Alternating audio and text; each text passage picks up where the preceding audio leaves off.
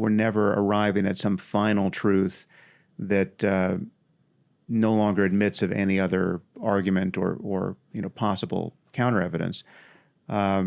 It's usually a matter of a probabilistic sense of what's true, and the probabilities tend to get so high that we no longer are disposed to reconsider things. To serve the people above you, in the hierarchy, in their corrupt needs. If you do that, you will become rich in Russia, or you will retain your wealth in Russia. And if you fail to do that, you will cease to be rich in Russia.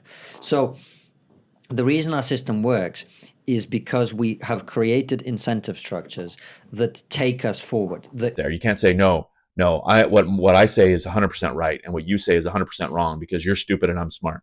That doesn't make any damn sense. Again, who do you think you are, right? So if we can't let people come out and offend us on TV, even if we disagree with them, and I will tell you, yeah, Trump's name is tattooed on my ass for sure. I would pull it out right now and show you if I could, but I don't want to get in trouble. But the point is, you think I've been liking this past 4 years with Biden?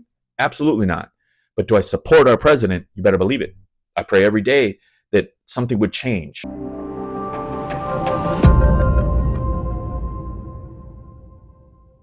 If you know anything about Sam Harris, he's a atheist philosopher, essentially. And in my opinion, he's completely one of the more dangerous guys out there because he's very logical, very rational, very educated, very good debater and speaker.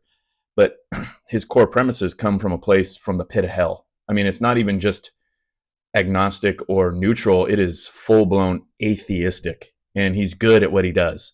So when he comes in and has his perspective, you want to know that this is the type of person who attacks the presuppositions, attacks that baseline knowledge and understanding, and has a terrible angle at that. But by the time he gets to his surface level issues, he's got you wrapped up in knots. So he's going to give some perspective from that essentially left-leaning.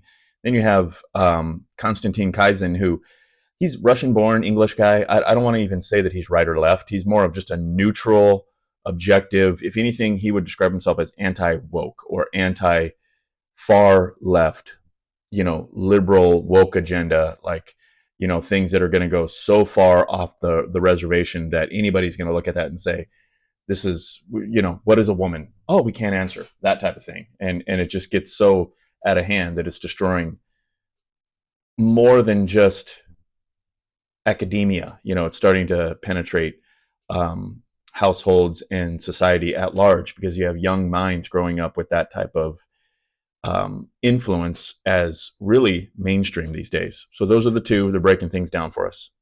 I mean, epistemology came online before we had the concept of epistemology, which is how we know things. So I don't think anyone has to defend the value of tracking the truth.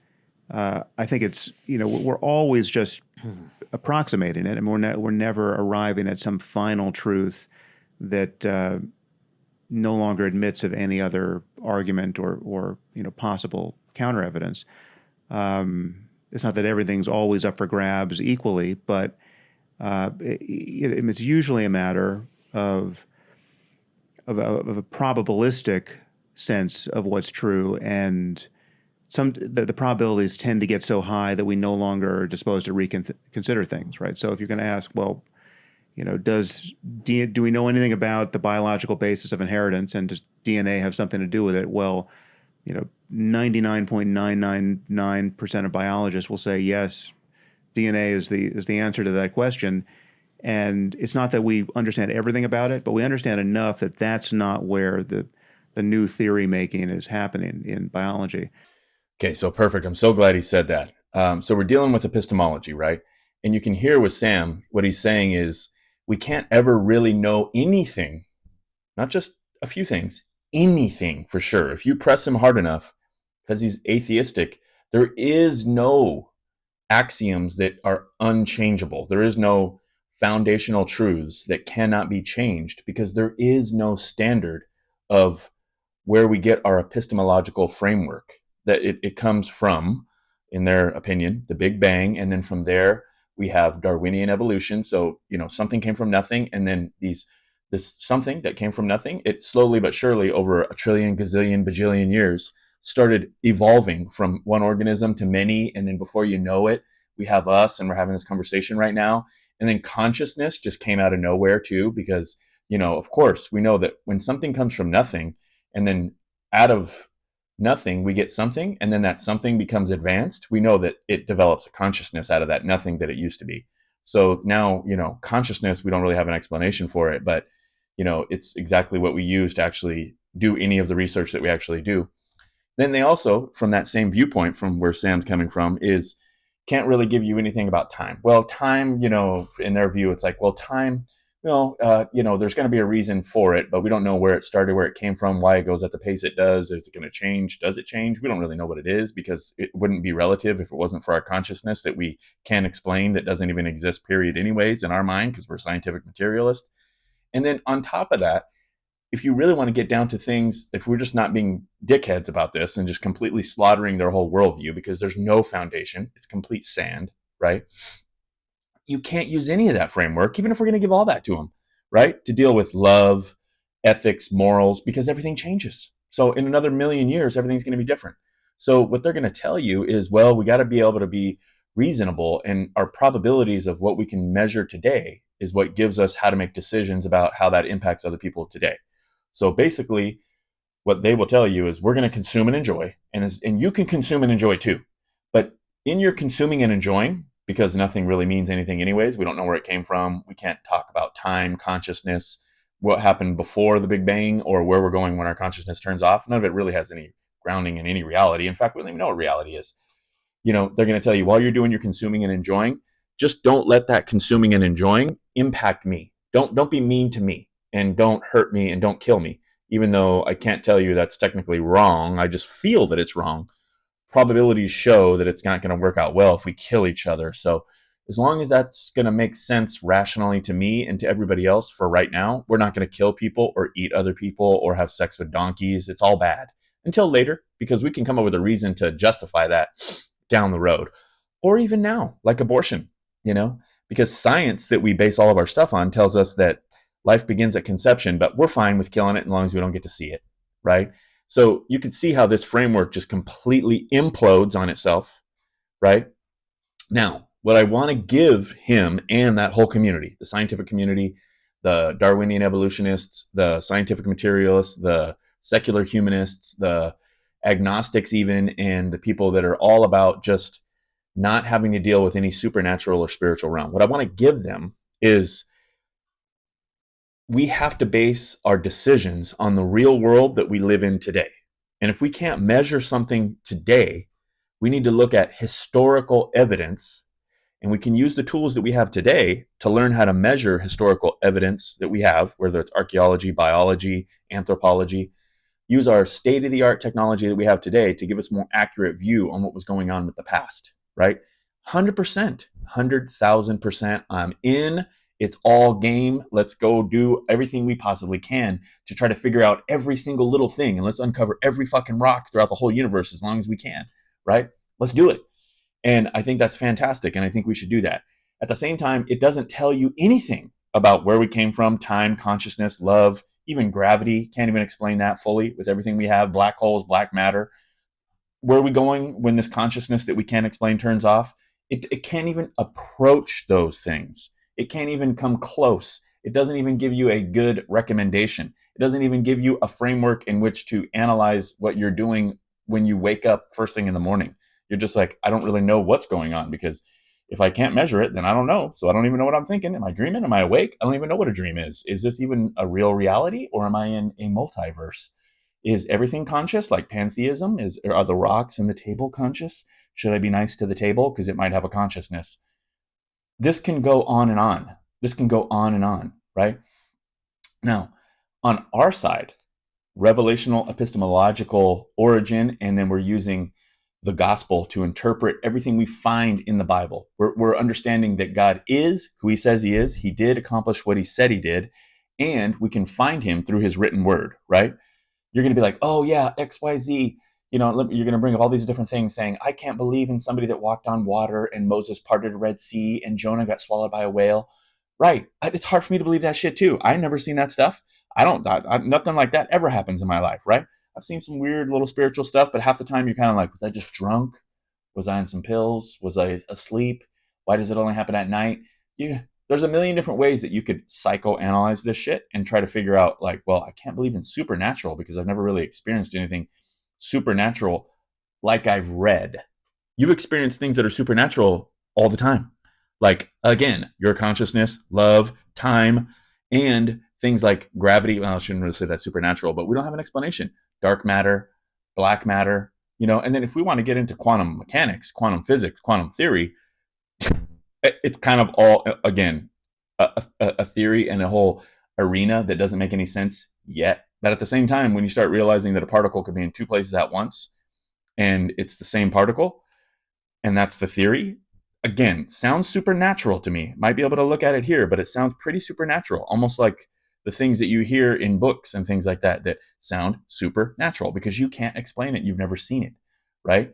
So again, we have to understand that there's pitfalls on either side, but the difference is where we come from is we're okay saying we believe by faith, right?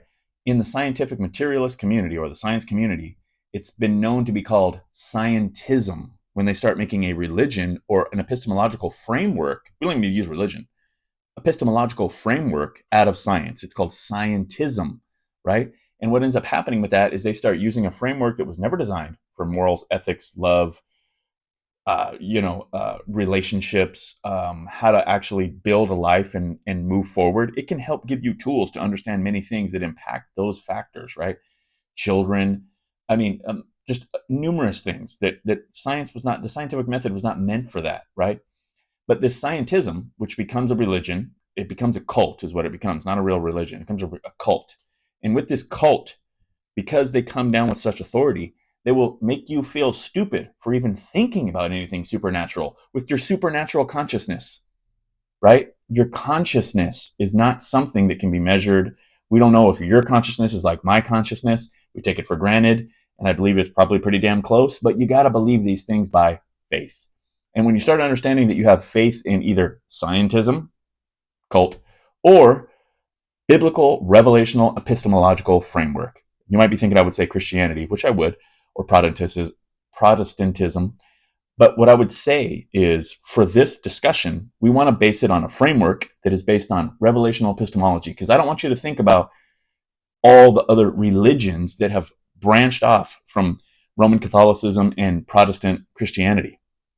And where before it was even called all that shit, from when Christ was here and he basically started the fire that turned into the gospel spreading around the world, right? That turned into the Great Commission, where the gospel will penetrate every edge of this world, right? Everywhere. So the idea behind this is the framework that we can use to have faith upon when we're having an argument or an understanding about anything in against scientism or somebody who doesn't want to believe in a supernatural realm, is that we want to go from a revelational epistemological origin as our framework for understanding what we know and whatever we're talking about. It could be politics, it could be babies, it could be science, it could be astrophysics, it could be quantum physics. We want to use a revelational epistemological framework in which to view that. That way, when you say, how do you know that? How do you know? If you just keep saying, why? How do you know? How do you know? How do you know? How do you know? We always go back to the character of God. And then they're going to say, oh, I just can't believe that. Well, we believe by faith. On your side, if we just go back, we have no clue. We have no clue where it came from, where we're going, how the consciousness came up. We only know what we can measure. And as long as the probabilities are in consensus, we're going to agree with that for right now. Fine, fair enough. But you don't know what you're talking about when it comes to an epistemological origin. And you're basing all of your presuppositions and all of your core fundamentals on sand, because there is no like concrete axioms when it comes to these anthropological and baseline understandings of foundational knowledge in that framework. On the other framework, you have the character of God, revelational epistemology. And on both sides, you're believing by faith. You have to understand that. And a belief system that your consciousness is registering to you something that is going to be constant, at least for your existence here in time, right? And in that whole framework, you can understand how the confusion becomes endless. Because if anybody actually got to this point where they're listening to where I'm at right now, if we were in person, if we were sitting across from each other, you would have cut me off about 15 times before I got to what I just got to. I would have extrapolated out whatever happened to you in your life that made you hate or not want to believe in God. Something happened in your life. And whatever it was, whether it was small or big, you came to a conclusion in your own mind as, I can't believe he let this happen. Or I can't believe that that would be that way, that he would write this down and men would write down about him and then we're supposed to believe men. Something went through your head and you got weird. You got hinky. You just thought, I can't believe this. And then you start going down another road. And because it's such a foundational thing that you don't have to deal with every day until you really get in those depths of your mind and you start thinking about what's going to happen when I die, and then you revisit it. Is God real? Maybe he is real. Maybe I've been rejecting him this whole time. Oh, and then here's that last thing you come to. He'll be okay with me. Even if he is real, he won't send me to hell because, I really try. And I would be a good person. I don't really believe in him, but I don't think he would send me to hell because I've been pretty good compared to all the other people. First off, we don't even need to talk about heaven or hell. When your consciousness turns off, if you've been to the point where you don't even know if you believe in God, you have no clue what's going to happen. Your consciousness is here when you die and the consciousness turns off. It's up for grabs, baby. You have no clue, right? And again, we don't either in the Christian community or the revelational epistemology community. We have what God has said and we believe by faith. You're in the side where you're like, hope I did good in life because if there's something, hope it goes well. That's a horrible way to live life. I can tell you that much because it's not about heaven or hell. Those are descriptions and understandings that we extrapolate out of our revelational epistemological framework. But if you really want to know what's going on with that, when your consciousness turns off, are you going to be with God? Are you going to be reconciled and united with him? Or are you going to be away from him? That's the easiest way to look at it, right? And if you're away from him, instead of thinking of weeping and gnashing of teeth and burning in hell and all that stuff, just imagine what it would be like, even if you don't believe in God, if he is there and you're now cast away from him and you're actually under his wrath, his anger, because you rejected him. Who knows what it's going to be like? But I have a strong feeling it's not going to be that great, right? And again, we can't know this for sure. We believe by faith. You can't know it for sure. You believe by faith that nothing's going to happen or you have no idea what's going to happen. And your faith is in your own self, your consciousness. So we really got to get down to the meat and potatoes of what is happening out there. And then we can kind of maybe get to some consensus. Serve the system, to serve the people above you, to serve the people above you in the hierarchy, in their corrupt needs. If you do that, you will become rich in Russia, or you will retain your wealth in Russia. And if you fail to do that, you will cease to be rich in Russia. So the reason our system works is because we have created incentive structures that take us forward, that mean that talented, inventive, creative, driven, passionate, smart people can profit from that talent, can profit from their own hard work and retain what they create.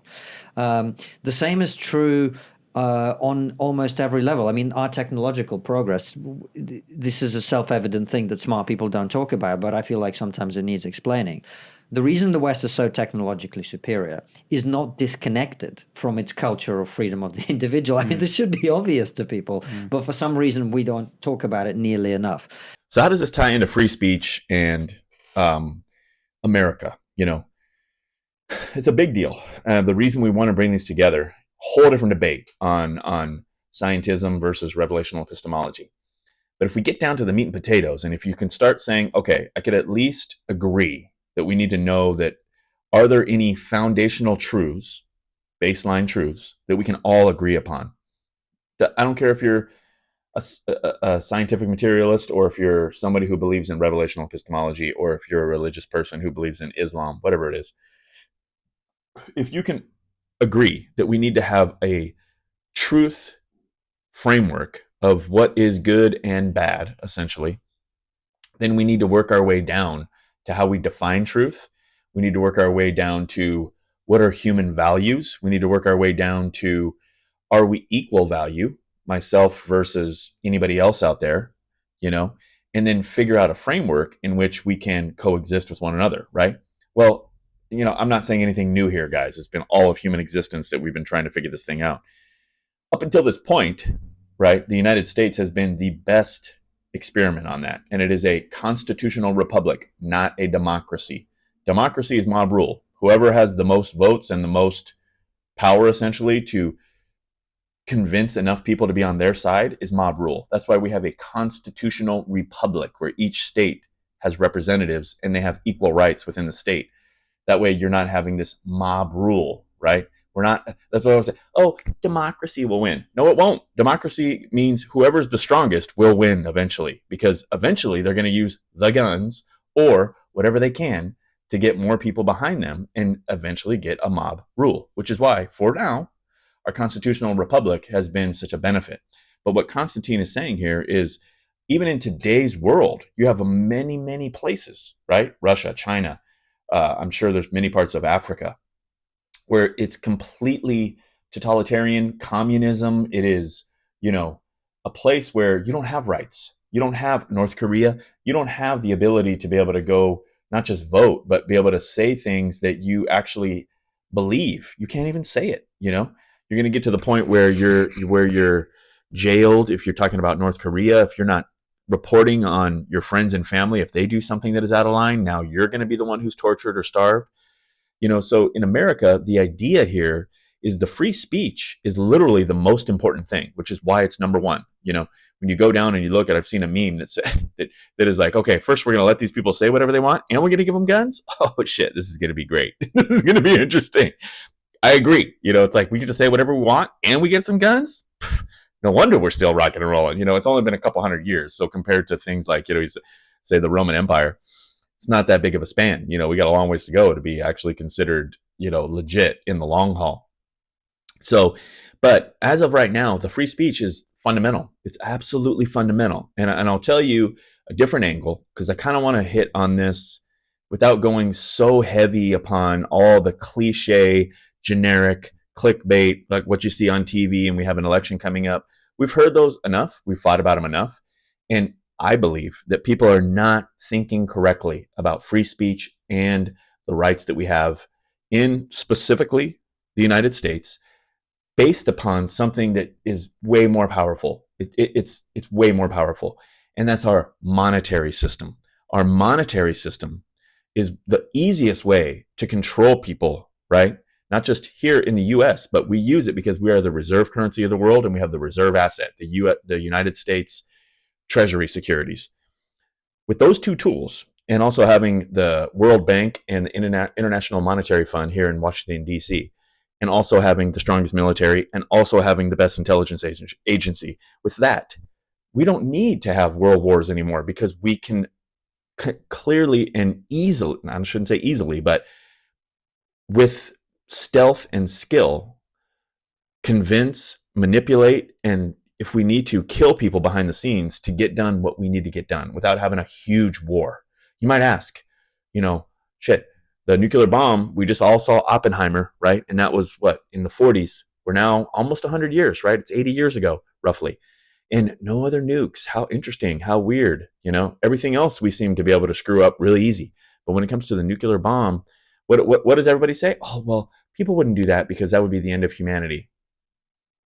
You saw Hitler. You see Vladimir Putin. You see North Korea. You see the people in Syria. You see people that are, I mean, we could just go on a smaller scale that never found power, but that do some of the most demented, sadistic, right, masochistic type of things out there. And you're telling me that with that type of people, with those type of people in the world that are just like anybody else, we're all humans, we're the same, right? But we have different levels that our consciousness allows us to execute, right? You're telling me that just because we've just got luck, we've just all of a sudden grew a conscious that once we get into power, we're not going to send a nuke off? No, absolutely not. I don't believe that at all. I believe that with the idea that the United States has, number one, the monetary power to control other people through the real influence, which is money, right? And on top of that, we have an intelligence agency that is able to actually strike and keep people in control without people understanding it. You're not going to hear it on MSNBC and Fox News. Why would they ever advertise what we really do behind the scenes? Never. Well, that would be stupid. That would be dumb. You're losing all your covert, strength. So when you really think about it, the reason free speech is so important is right now in this exact time and day, 2024, right? May 2024. The one thing that keeps us from global control, from what I could say globalists, people that are in central banking and people that are able to make decisions at a high level because they've built a very high amount of wealth up, right? So they're able to get in a position, not just of power, but of influence, because monetarily they have massive influence. They're able to buy whoever they need to that would be open to it. And also they have enough money to get the technology that me and you don't know about. I can assure you that there is a lot of technology out there today that me and you do not know. We don't get it. We would be the most ignorant people in the world to think that when Apple comes out with the latest iPhone, that we have the best tech in our pocket. Come on now. Or that when OpenAI comes up with the next artificial intelligence update and it just goes to the public that, the NSA is like, man, how did we miss this? We need to go talk to Sam Altman and see if he could tell us what's going on. We wouldn't want China to get it. Oh, yeah, that's exactly what the NSA is doing. They're just kind of behind the ball, just kind of like, government workers like the DMV kind of showed up. Oh, Sam Altman's really smart. Wish we could have paid him enough. Oh, no. Come on, guys. Let's just put your thinking cap on, wake up, and understand that for sure the NSA and any intelligence agency that has enough clout in any of these larger first world countries has some tech that would be so unreal for you and I if we saw it or understood it, that we would feel as if we were seeing something supernatural. They have it today. Why would they ever share that with you? Why would they ever give that to everybody so we could all just go psycho and nuts about it? No, they're going to release it nice and slow so that the culture could assimilate to this new technology, which changes things drastically. So that's why, again, in my opinion, it's not like I know any of this. It's just my gut feeling. It's what's going on in this region somewhere. I get this urge and feeling that we aren't as smart as we think we are. That's what I think. And the idea is what we do have, what nobody can change anytime soon, right, is we have numbers.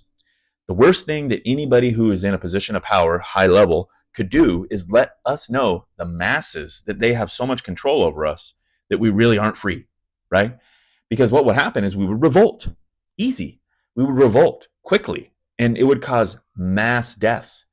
And I also would say the people that are in positions of power that have a lot of influence, again, central banking, globalists, things like that, I don't think they're all evil. I don't think they're all worse. I don't think they're any worse than me and you. If me and you were up there, we'd be doing the same shit. We'd be like, look, these people just keep killing each other. Every time we try to help them and throw some money at it, they just use it for stupid reasons. They end up still doing dumb stuff. It gets worse as we throw money at it. So if they're just going to be dumb and kill each other like this, let's try to keep the peace as much as possible, and let's just keep advancing human technology, human flourishing, so that we could slowly but surely introduce this new technology and advancements to slowly help keep the peace, because we don't want to lose everything here and have rioting and chaos all the time. Let's do what we can behind the scenes, because every time we share this with everybody, they just fuck it up, and you would lose respect for the masses. And excuse me, you do this right now. I don't care who you are, right? Every year that goes by and you gain a little bit of wisdom, right? Because you made some really stupid mistakes in the past, and all of a sudden you didn't die, but you're like, oh, well, I made some mistakes, but I lived. And now I get to not make that mistake again. You feel wiser. You're like, well, I'm not going to do that again, whatever the mistake was, right? And you start feeling a little smarter, right? And what do? You see somebody who's a little bit younger, and you see him making that same fucking mistake that you did, or something very similar. And even if you try to be humble about it, what do you think? Fucking idiot. Can't believe he just did that. If I was you, and then you realize, oh yeah, I did do something like that.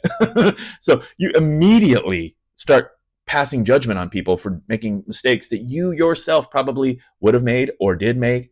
And, we don't know what we're going to do in the future. So we all always pass judgment on people because we are in love with ourselves, right? And when it comes to people that are in high positions of power, they're in the same boat. They probably, maybe even really wanted to help. And then they get up into Congress or the House of Representatives, and that's not even high enough in my opinion, but they get up into the White House, that's not high enough in my opinion. Whatever's above that you and I are never going to understand or know. And once they get there and they start understanding what's going on, in my opinion, it's not that there's some magical room where there's the Illuminati. I just think that the world's big enough to where any time you get to the position where you have enough money, you can get yourself around certain people that have additional understanding that is not common knowledge, and they're not going to share it with other people. Here and there, possibly, who knows, but for the most part, you're going to be in a position where only people that have those type of financial resources can get there to understand what we're actually working on, right? And in those areas, I could just take a strong guess that those people lose a lot of respect for the common man because they don't remember, maybe they were never down there, and they don't really care because you realize every time we try to help, they just go back to their own vomit. And that doesn't help nothing. So you just, all right, let them do it then. Let's keep the peace and do what we got to do. So for us, the freedoms that we have, right, that is what actually keeps us in a position where we have not only power, but we can attract people to our country. We can attract young minds, because the one thing about this is that until artificial intelligence becomes that smart, we need young kids to grow up and have optimism. They need to be encouraged and incentivized and have good incentives to build badass shit, right? Men and women, we got to have the smartest minds here, because our new age, which I would consider an exponential age, because it's just going to go so fast, everything's going to change so much with artificial intelligence and computers, that we're going to be to the position where your average Joe that was really making an impact in his community because he was a middle-class guy, went out and coached soccer, maybe got into the local politics, city council member, married, had a good family, maybe got involved with church, maybe not, maybe was just into a community helping or like a little bit of philanthropy, little philanthropic endeavors. Your average Joe, factory worker guy, maybe he was a contractor, whatever it is, wasn't a critical thinker, didn't care about getting into depth, right? Was your layman. I can relate to those guys. I'm that way. I'm a layman. I just don't want to be thinking about all this stuff. I just want to be able to do fun stuff, build some shit, work on my truck. I don't want to do all these critical thinking things. I don't really like critical thinking as much as you have to today to be able to stay ahead of the curve. But I'm more concerned with staying ahead of the curve than being Mr. works on his truck every day while the economy goes nuclear through digital currencies and I'm left behind. Not going to happen. I'm going to stay ahead of the curve if I can possibly do that. And so all the young minds, they need the freedoms that we have. Otherwise, you're going to be just like Constantine said here.